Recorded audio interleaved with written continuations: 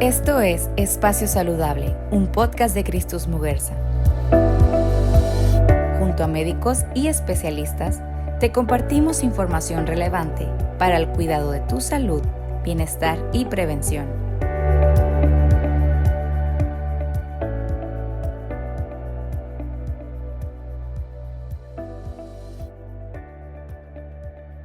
De acuerdo con la Organización Mundial de la Salud, las enfermedades cardiovasculares son la principal causa de muerte en todo el mundo.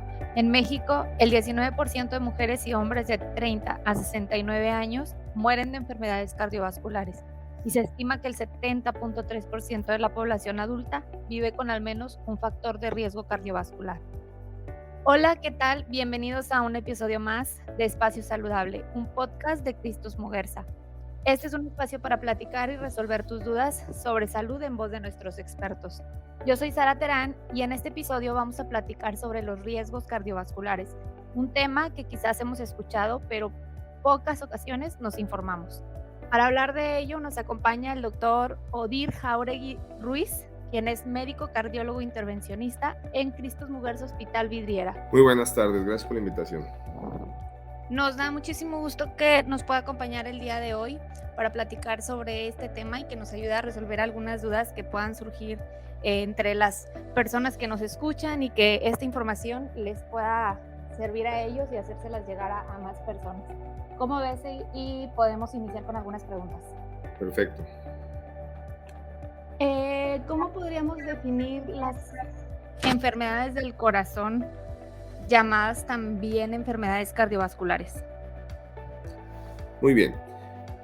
Como el nombre lo dice, esto está relacionado a aquellas enfermedades que su punto de partida es el órgano más importante, que es el corazón.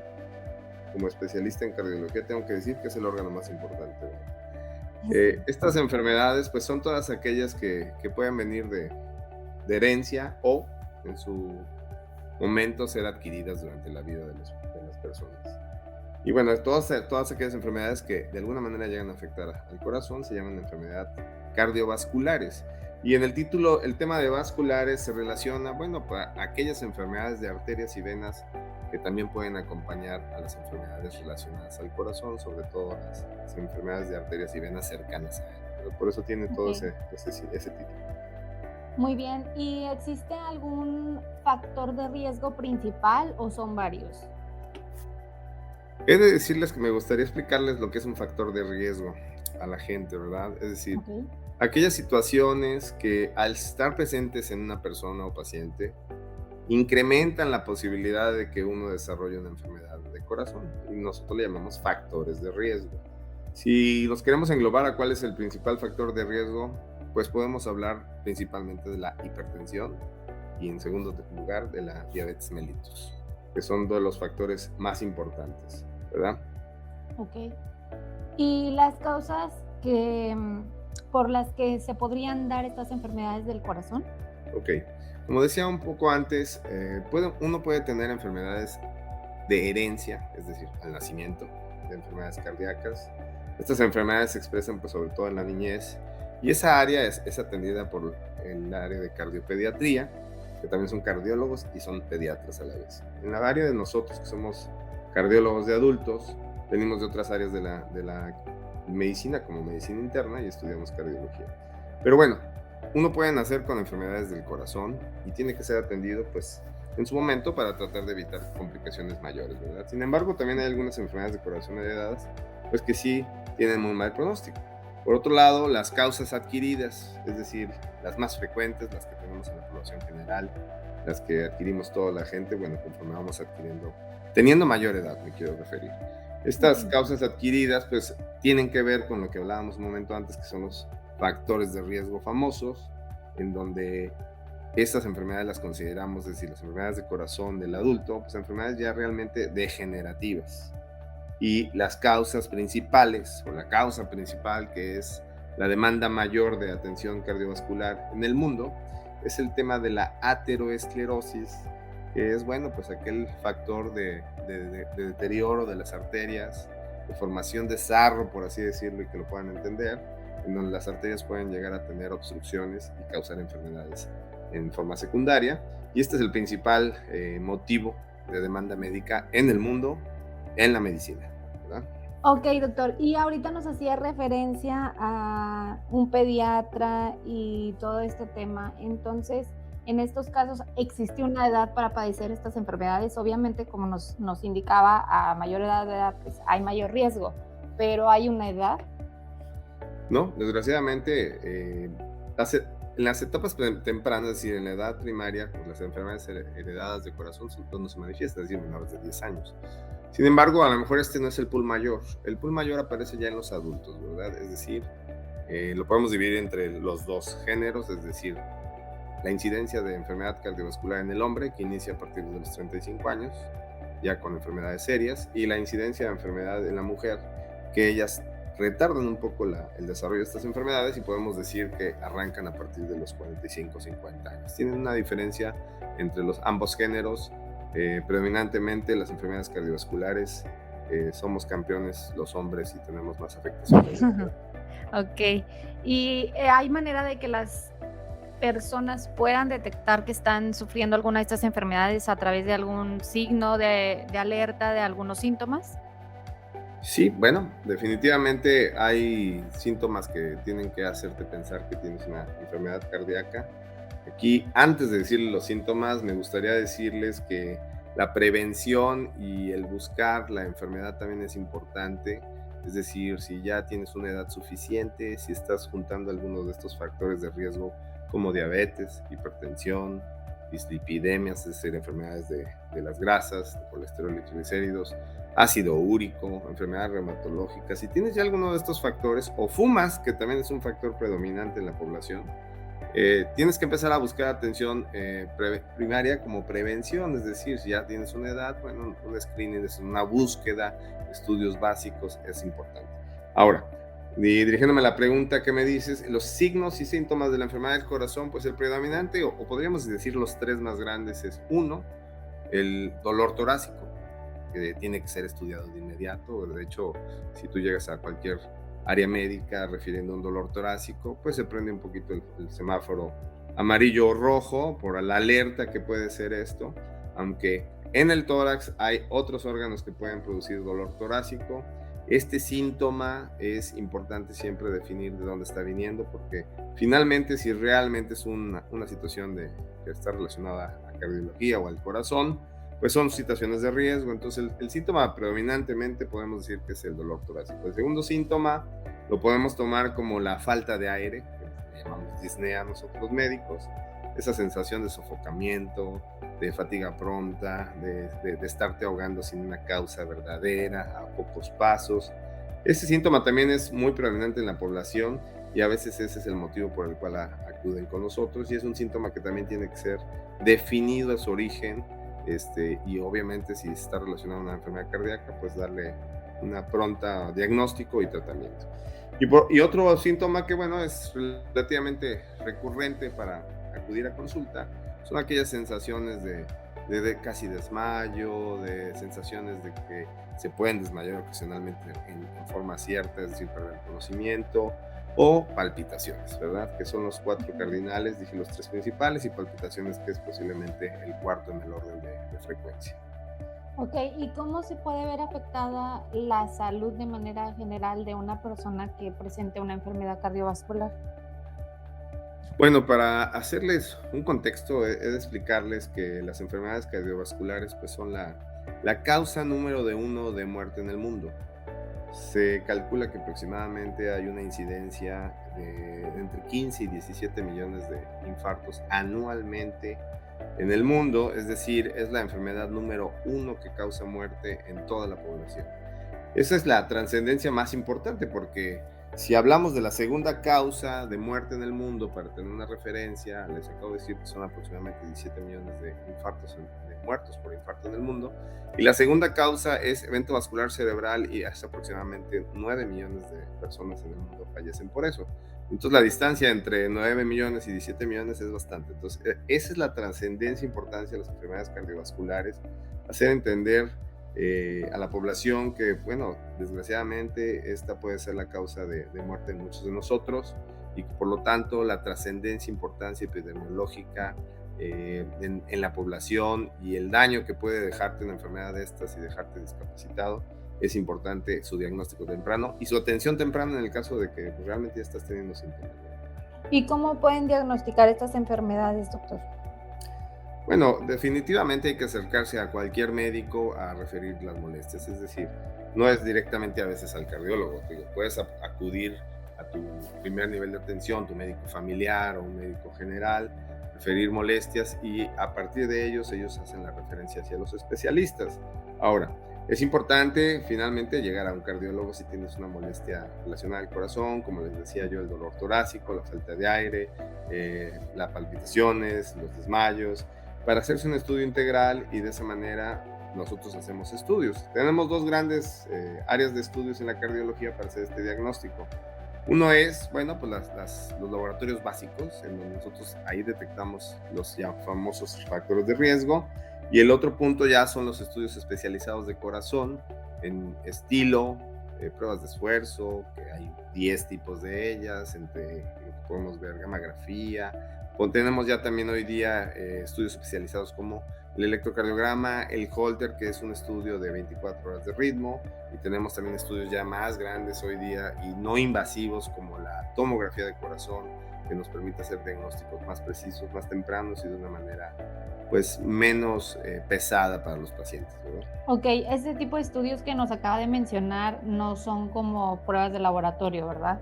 No, las pruebas de laboratorio son así como las más básicas que puedes hacer en cualquier lugar de laboratorio en la ciudad, y los estudios de cardiología ya son en centros de cardiología especializada, donde se hacen este tipo de estudios ya más sofisticados, ¿verdad? Ok, doctor.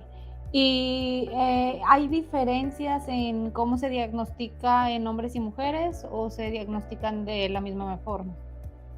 Eh, sí tiene ciertas particularidades las mujeres, es una pregunta importante, ya que a veces las mujeres tardan más en llegar a la búsqueda de la atención médica, porque se confunden a veces síntomas, ¿verdad? Y por otro lado, además recordar lo que dije hace rato, las mujeres empiezan la enfermedad cardiovascular adquirida a mayor edad que el hombre, y entonces a veces tardan un poquito más en buscar esa atención.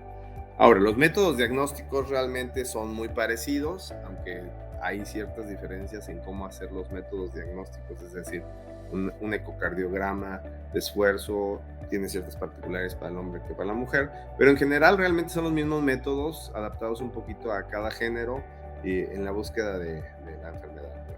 Ok, y sabemos que para todas las enfermedades puede ser distinto, pero ¿con qué pudiera toparse un paciente al momento de recibir un tratamiento para una enfermedad del corazón?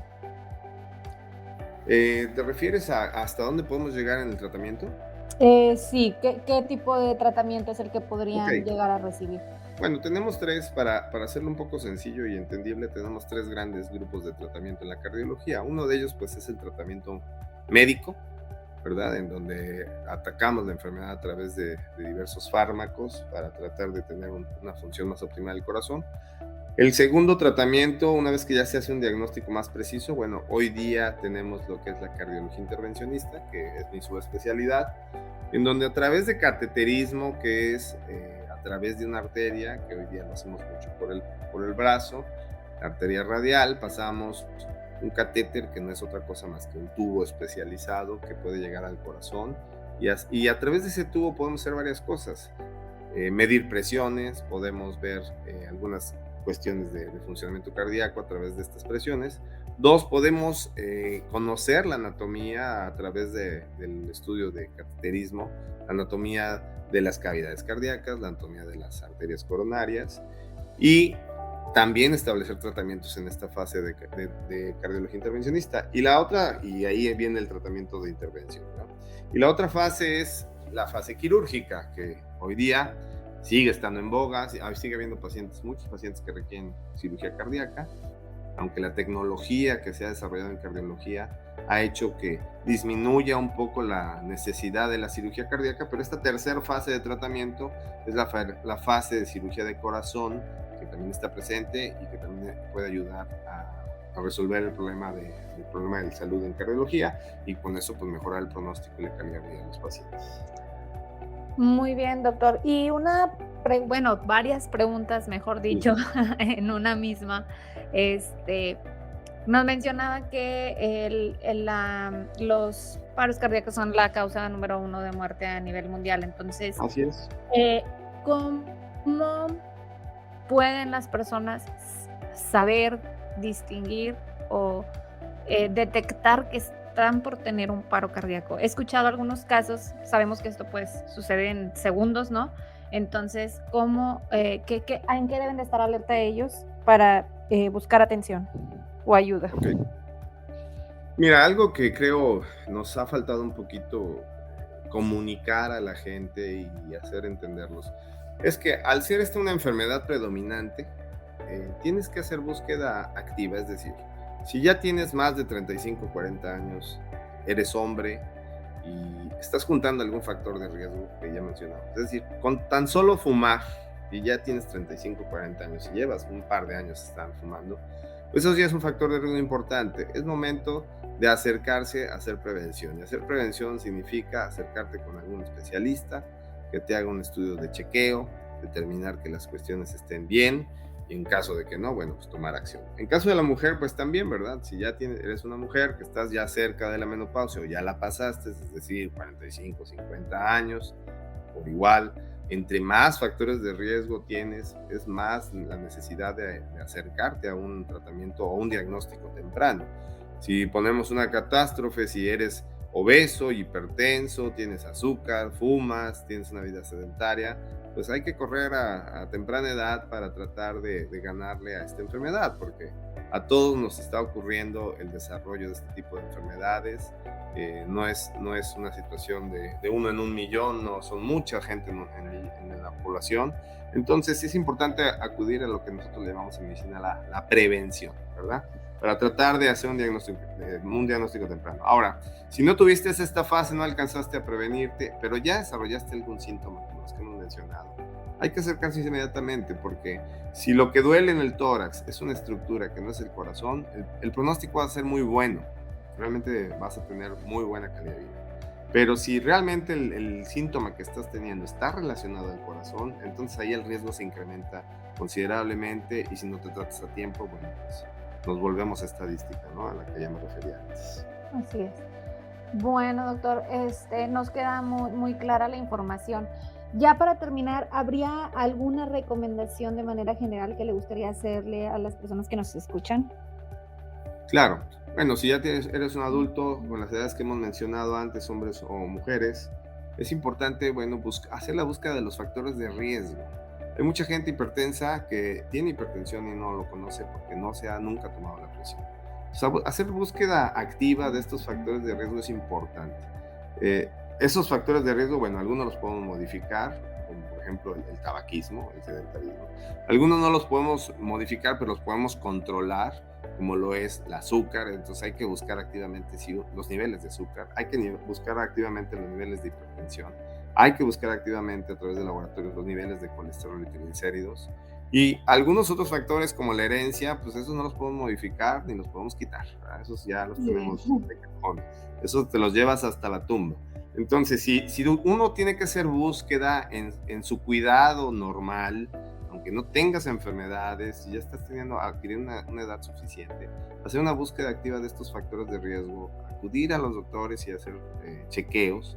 Cuando ya se establecen factores de riesgo, bueno, pues entonces si llegas a la edad determinada que nosotros ponemos como límite, bueno, hacer ya pruebas un poco más sofisticadas de corazón. Siempre es mejor hacer una prueba y determinar que estás bien a hacer una prueba y determinar que ya tienes un problema encima, ¿verdad? Entonces, ser un poquito activos, eso es muy importante para la población. No quedarse sin cuidado en salud hasta que tienes un síntoma de los mayores y ya llegas a un área de urgencias, porque bueno, ahí ya la llevas un poquito más de pérdida. Entonces, sí es importante a la población, el mensaje es, sean activos en la búsqueda de factores de riesgo, en su salud, en estar bien, y si se están determinando algunas alteraciones, bueno, iniciar tratamiento preventivo para tratar de no llegar a una situación mayor, ¿no? Excelente, doctor. Pues muy valiosa la información.